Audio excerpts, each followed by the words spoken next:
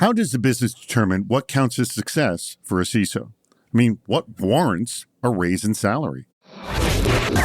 You're listening to Defense in Depth.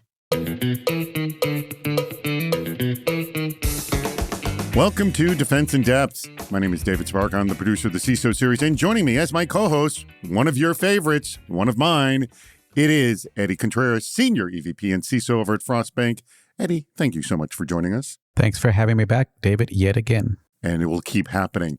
Our sponsor for today's episode, a fantastic sponsor of the CISO series. I'm sure you've heard them before. It's ThreatLocker. Allow what you need. Block everything else by default, including ransomware and rogue code. More about just that a little bit later in the show. But first, let's get to our topic at hand. So this actually comes from a Reddit discussion. We love our Reddit discussions. The problem with Reddit discussions is often we don't know who said what, so it's hard to quote people by name. But here is the question. It's a post by Ross Young, who is the host of CISO Tradecraft and a CISO himself, and asks, how is a CISO actually measured when bonus time comes around? And he wanted to know what were the metrics the business should use to measure performance. So Eddie, I would assume this is something you discuss with your employer during the hiring process, and it's something near and dear to your heart, and the CISOs listening as well, and security leaders listening. Do you have metrics that you're set up, to essentially show your performance? Oh, yeah, absolutely. And David, this is the dreaded money conversation.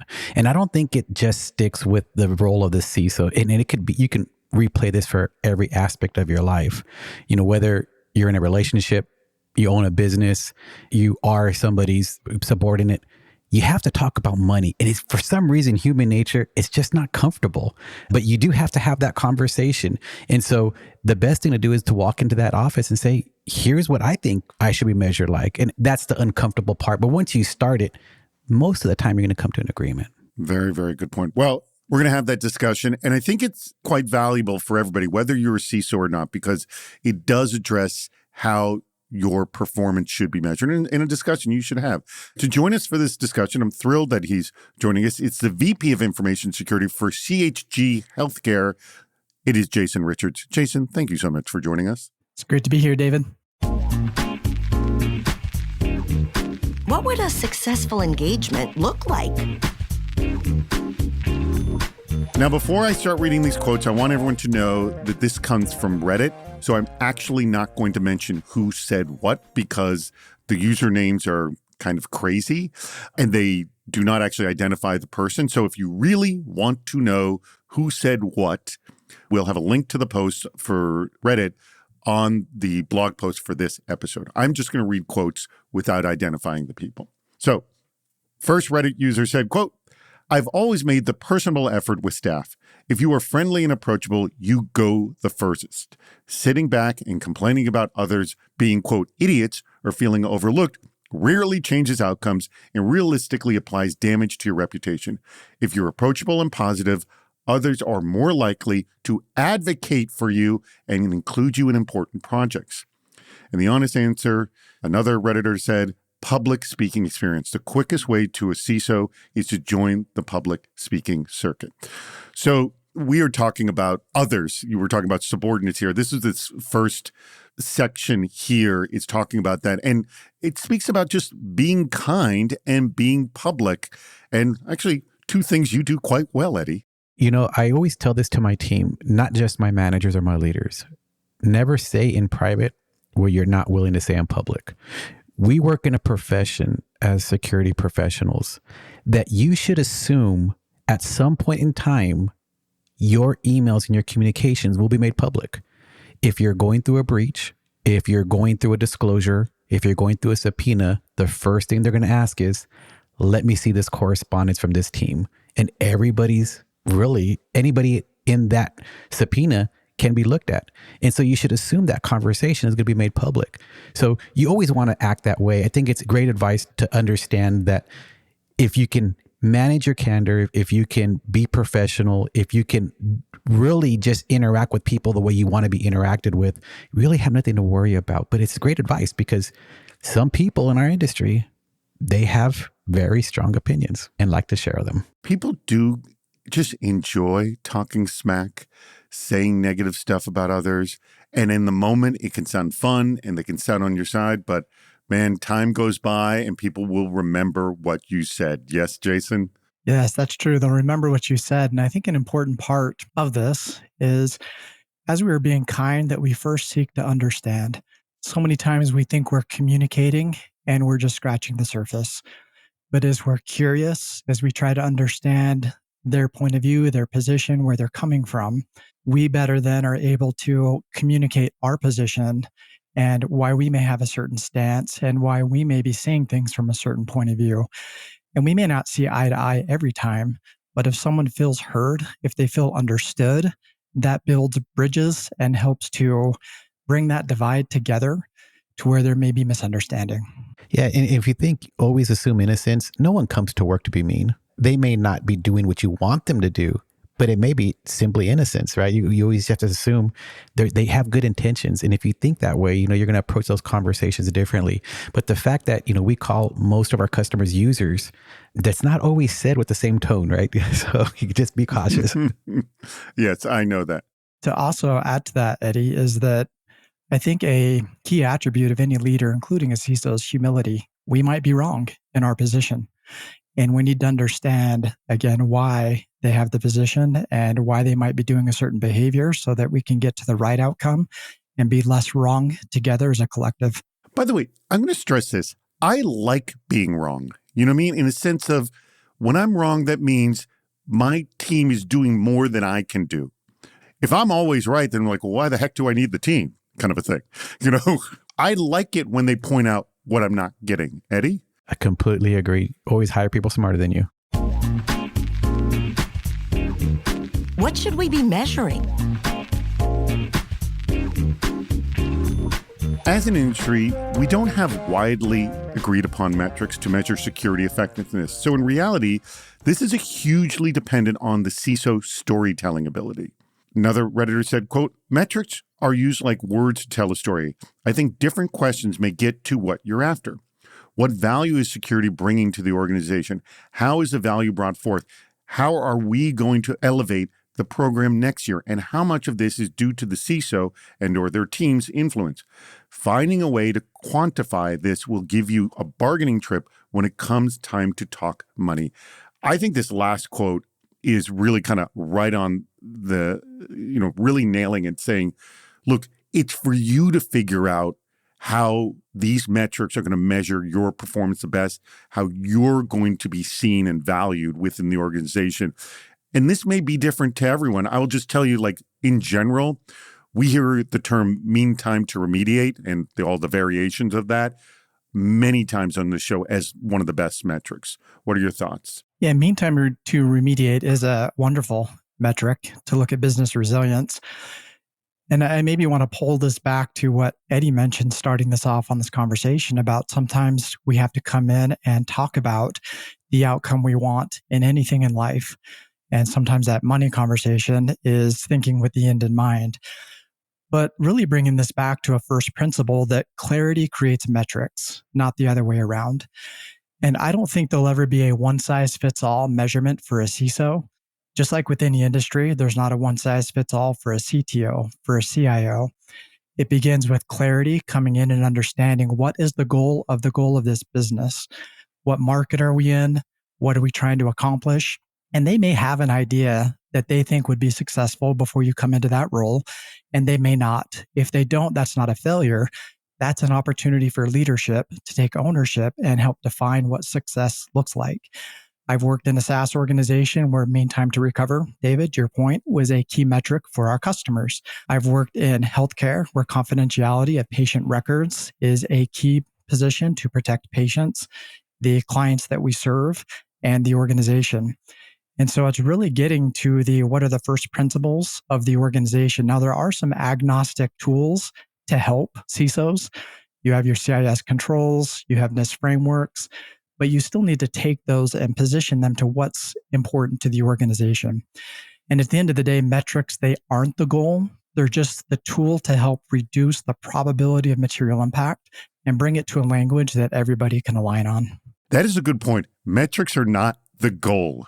They're essentially guides as to what's going on. Eddie, your thoughts on you having to tell others how you should be measured. And I also throw out, this is dangerous ground. There is literally books written about lying with statistics. So what's your thoughts on this? It's kind of like what I've said before. If I was to tell you, hey, you're doing great. Well, what does great mean? Is it a bonus? Is it my monthly pay? It just means I get to keep my job. What does great mean? So you do have to define that up front. And I like the fact that metrics can be both operational and performance-based. And that's going back to that initial question you asked me, David, when we started this conversation. What are the things you agree upon up front that maybe could influence your bonus or your salary or your pay? If you can talk about 10% in reduction of cost center expenses, 20% automation of manual workflows, 5% maintain like a 5% attrition rate. Those are metrics. Now, those are performance metrics. They're not operational metrics. Now, operational metrics, exactly what Jason was talking about. Find something that's consistent, that's well-defined, and say, here's my target. And if you hit that target, okay, now do you have anything else to talk about that says, maybe I do deserve more money? When you're setting up these metrics, and a quick question for both of you is, are the people in the business so confused about cyber? They're like, well, whatever you say, we'll go with it, kind of a thing. Absolutely not. I'd love to hear Jason's take on this as well. What I like to do is, in the 3 examples that I gave as far as performance metrics, they have to be agreed upon. When you're starting the beginning of the year and saying, here's how I want to be evaluated.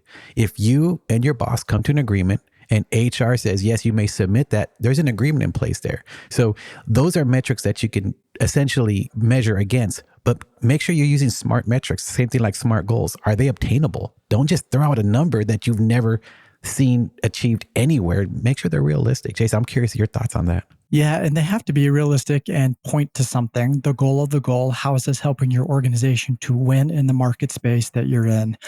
I kind of think of it in a few different levels. You have your individual contributors looking day-to-day signal, what they're pulling out of it. You have your trends at your VP or director level you're looking at. Then at the board and the C-suite, you have a different way to represent that. I know there's a qualitative, there's quantitative. I've seen a CISO who's had much success using some actuary tables, which some insurers use to underwrite insurance policies. And they're using that with the board and the C-suite to show we have this much loss expectancy. And it's a language which they understand, and it correlates to the maturity of their controls and how they can buy down that risk. So there's different audiences, there's different layers. But to your point, Eddie, aligning with your direct leader at that time of what are the things that you are going to try to accomplish. And there's a saying which I like, an organization does well that which the boss measures. So if you're aligned and they're measuring that, and it now becomes a shared goal between you and your peers. So take mean time to remediation. If you are a peer to someone in engineering and you're trying to keep your systems up, how do you both tie into that goal? Is it your systems are all configured in a certain way? You're patching in a certain time. You're able to bring services back up. Now you're both shared and linked to that. And I think that is an outcome that we should also look at is how successful are we making our peers in the organization to reach a shared outcome? Now, I do know that metrics can be gamed, and that is a worry that if you shoot for the sun, you may hit the stars and you may do something great. You may have a stretch goal, but there are some organizations that will penalize you if you do not make that stretch goal. So it has to be a well-trusted relationship with your leader as you create those goals. Before I go any further, let me tell you about our spectacular sponsor, and that would be ThreatLocker, great supporter of the CISO series. And here's something you probably all know. CISOs don't lose sleep over the malware they see. They can deal with that, right? They lose sleep over the things they trusted that they really shouldn't have, because that's how modern breaches happen. Not through 0 days, through everyday tools doing things no one realized they could do. You see, the attackers they're taking advantage of your goodwill and the tools you think you trust. And this is exactly the problem ThreatLocker eliminates. ThreatLocker enforces default deny at the point of execution.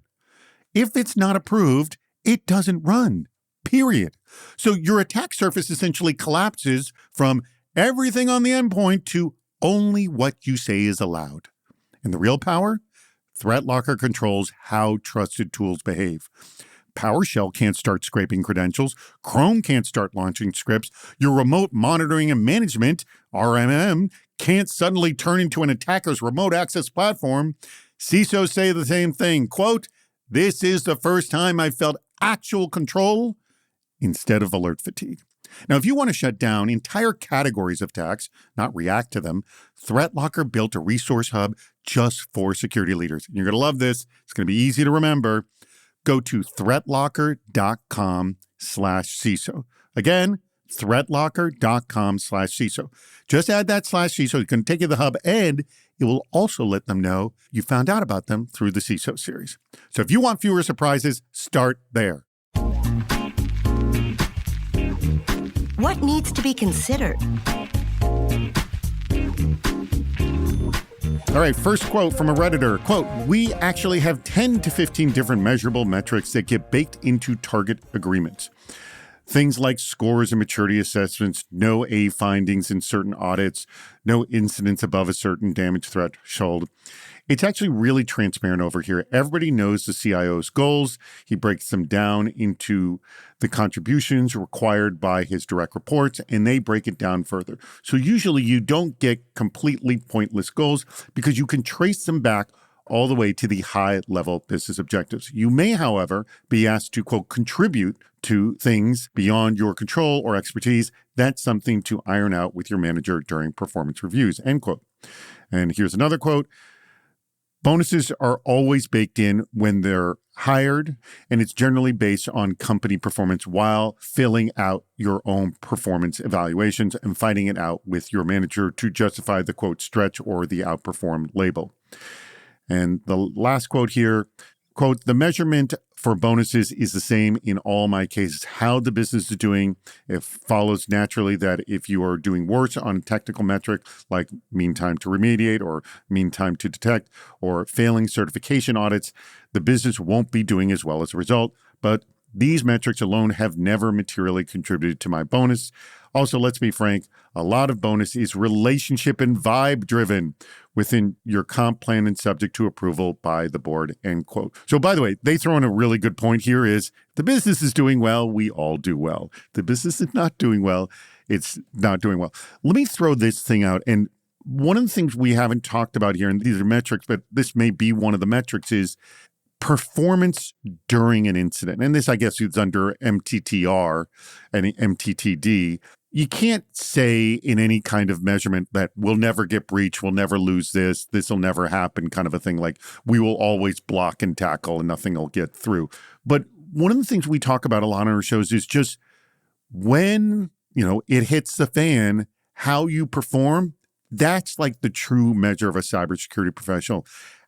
Eddie, is that something that's put forward, and how are you and other security professionals measured on that? Yeah, working under duress, that's a challenge and it's a skill. And it takes a really good leader to be able to calm the nerves of the room, because that can be a very excitable moment. But I like all these quotes, and I'll start first with this first one, right? Around 10 to 15 metrics. If you have to choose between 10 to 15 metrics to show how important your program is, that could be subjective. For me, it's really understanding the operating zone, understanding and setting a risk appetite statement. If you don't know what your comfort zone of your board or your executive team is, then is 10,000 vulnerabilities bad? Or is it just Patch Tuesday? You don't want to send up the alarm just because it's Patch Tuesday and all of a sudden they see that number go from 10,000 to 20,000. Well, that's just normal. That's monthly events. So my thought here is, and my guidance to a lot of the listeners is, have that conversation with your leadership and say, what are you comfortable operating in? And once they say, you know what, if you have like a 5-level measurement and we like level 3, okay, perfect. Now that I know you're level 3, anytime we get close to level 3, I'm going to give you a warning. When I'm in level 3, I'm going to give you a plan. And if I exceed level 3, you know what? Something's gone awry. And I think if you understand that operating philosophy, you're probably going to bring better metrics to that conversation versus just a 10,000 vulnerability number. That's a good point. Sort of like attach them to a level rather than having someone else try to figure out how do these 6 metrics sort of combine to be anything. I like that sort of idea because sometimes, you have to combine things together. Jason, what are your thoughts on this in terms of creating levels, metrics, how someone performs under duress, any of the above? So I'm aligned to what Eddie had laid out there, that our job is a crisis management job. And in order to do that, you need to instill trust You need to have a level head. And you can also look at what have your decisions been over the last year or year going forward. That is something that builds trust and relationships with your senior leadership. Going back to those metrics and measurements, I think clarity can be brought in. I think this will come to what Eddie was talking about with some type of level or threshold. But before you even get to that metric, there's a conversation to talk about what are we even trying to do? What is the goal of this metric? And once you have that alignment to say, we are going to patch within 30 days, then that is something that you've aligned with your leadership because you all feel that that will reduce risk to your business. Therefore, that is now a metric and a standard that everybody starts to jointly enforce and work towards. If you don't have that clarity before you create the metric, we can always suggest them and bring them to the business and get their buy-in on them. But without the clarity first, then we're just measuring for measuring's sake, and we're not sure if it's really moving the needle in a meaningful way to help the business win in the environment that we're at. So I think clarity, again, precedes metrics. That's a really good point of the fact that measuring for the sake of measuring, which you can't sort of deny the when numbers look better, you want to sort of shout it from the hills, right, Eddie? Yeah, absolutely. Think about technology lifecycle management. No one wants to have dated software. And when you're in the green, that's a badge of honor. It's like, oh my goodness, we've made it. We're all in the green. Knowing that next month, there's another piece of software that's going to go end of life. And so you do want to shout the wins. You want to praise some of those things, but you also don't want to dwell on the fact that it's one of, again, 15 metrics in your program. And so, it's hard to focus on a metric and drive and influence change if they don't understand the impact of the program in its entirety. You have to really understand all of it as an aggregate, not just a metric in isolation. Sometimes it's really not that difficult. Quote, officially, CISOs are good at writing goals and performance targets and giving their boss credit for it. Unofficially, one really visible save for management can count for a lot. If a C-level gets fish and they have caring and discreet attention available promptly, they've got the CISO's back. If management sees security working around the clock after a Series 0 day is announced, that gets some love. So there is the day-to-day work you do, right, Jason? And then there's, like we talk about, these extreme moments. And when you see someone sort of rise to the top in these single extreme moments, that kind of outweighs everything else. And like when it comes time for that salary bump, you're like, well, you remember that one time we had this and it looked like it was going to be awful, but I saved everybody's butt, like kind of a thing. Like, doesn't that sort of move the needle? I think it does move the needle in a way, but I think these aggregate over time. There may be one of those scenarios that raises everyone's awareness to who you are, who your team is, and what you're capable of. But as you show up and you continue to do that in a repeated pattern and behavior, that shows leadership. And I think what this is really talking to is not so much particular or unique to a CISO position, but it's a leadership position. You were there to lead, to provide direction, to provide guidance, and to create visibility of the work and the output that your team is doing. So while yes, I do think there are those scenarios to where, hey, you may have saved the day, and they do remember that, that is now an opportunity to continue that trajectory, that behavior, and keep showing up as a leader to help shine a light on what your team does and how it helps to move the needle for the business to win in your market space. What you're saying, it's a personal brand building opportunity. Those are the moments you truly build your brand. Yes, Eddie? Yeah, unfortunately, it's when they're live that they count the most, but you don't have to wait for an event to actually practice this. This is great crisis management tabletop exercise. If you can engage your leadership team, walk them through scenarios that are planned, you can start to build that credibility and you can get the interaction. It can be bi-directional. It can be engaging. It doesn't actually have to be based off of an active crisis. And so don't wait for the bad time to occur to be able to flex that muscle. This is something that you want to plan for, and you can build that credibility over time across your peers, and then also, with the executive group. So many opportunities there in crisis management is just a phenomenal way to show people, you hired me for a reason. You hired our team for a reason. Let's demonstrate what that reason is. Excellent point, both of you. Well, that brings us to this moment in the show where I'm going to ask you both, which quote of all of these, lots of really good quotes, was your favorite and why? And Jason, I will start with you. So David, my favorite quote was found in the Reddit thread that this topic was taken from by BitSlammer was the handle. Love that name. And he said, pick 100 companies and get 100 different answers. The reason why that resonated with me because the topic we're talking about with the metrics and a way to measure a security program or a CISO is really context to the business that is you're representing at that time. And so that is something for us to always remember, that it is market by market, business by business, in which we measure things which matter. That's a really good point. And also culture by culture, too. I would also throw out there, too, as well. And I'm assuming you've seen a change. Although, you could have had something happen in a previous job. You're like, I'd really like to be measured the way I was measured at this previous job here as well. All right, Eddie, your favorite quote and why? I love Jason's quote. I wish I would have dug that deep. When I look at these quotes, and we should do these Reddit ones more often. This is great. I like this quote. I've always made the personal effort with staff. If you are friendly and approachable, you go the farthest. And there's more to the quote, but for me, it really is about just treating people with some respect and some dignity. In return, you'll probably receive the same. So if you want to go far in your career, if you want to be remembered for good or bad, you have to understand that your words matter and they have a lasting impression. Yeah, I would just say, we have a history of carrot and stick motivation. I just don't see how the stick can work at all. It rarely does. It rarely does. The stick is more of a bravado event. Somebody is winning a conversation, but you're not going to win the war, right? I mean, this is something that is long-term here. And so if you're trying to prove a point, at what cost? Be careful with those times. And to add on to that, I've been in, and you've probably worked in some of these organizations as well, where their perception of the CISO is come in and do the Gandalf, none shall pass. And that is not always the best approach. There are times where you have to come in and give a stronger opinion on a path and maybe enforce a path. But really the collaborative part of that will get the company further, and you'll build more partnership and help get the company to a spot where they win. Excellent point. I love that. Well, that brings us to the very tail end of the show. A huge thanks to Jason, of which I'm going to let you have the very last word. But first, huge thanks to our sponsor, and that would be ThreatLocker. You know them as a leading zero trust platform. Allow what you need, block everything else by default, including ransomware and rogue code. How do they do it? Well, we'll talk about it and how amazingly simple it works. Pretty impressive. We'll talk about that a little bit later in the show. Jason, thank you so much for joining us. I want you to have the very last word. And one question I like to ask our guests is, are you hiring over at CHG Healthcare?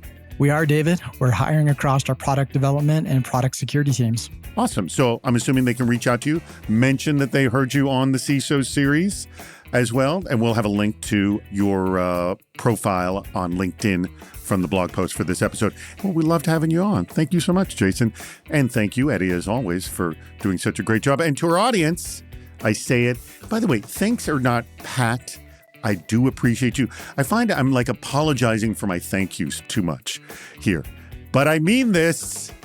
This show does not exist without your contribution. So thank you for your contributions and for listening to Defense in Depth. We've reached the end of Defense in Depth. Make sure to subscribe so you don't miss yet another hot topic in cybersecurity. This show thrives on your contributions. Please write a review, leave a comment on LinkedIn or on our site, CISOseries.com, where you'll also see plenty of ways to participate, including recording a question or a comment for the show. If you're interested in sponsoring the podcast, contact David Spark directly at david@CISOseries.com. Thank you for listening to Defense in Depth.